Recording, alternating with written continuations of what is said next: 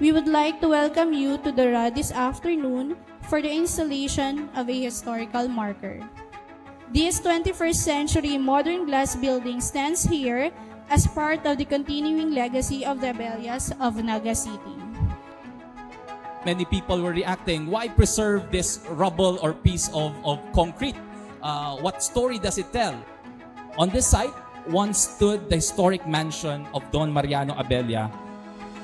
This site is a part of the township referred to in early Spanish documents as Pueblocillo de Naga, one of the two affluent pre-Hispanic settlements founded by the Spaniards upon their arrival in the Bicol River district.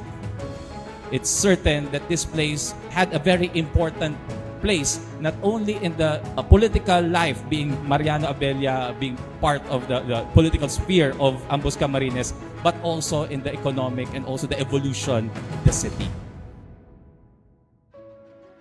Naga is one of the 4 original royal cities in the Philippines. Dapat nanginginutan, pagpromoter, pagpayaman, pag-nurture kan sa tuyang magalegasiya, dapat po sa tuyang pagyamano.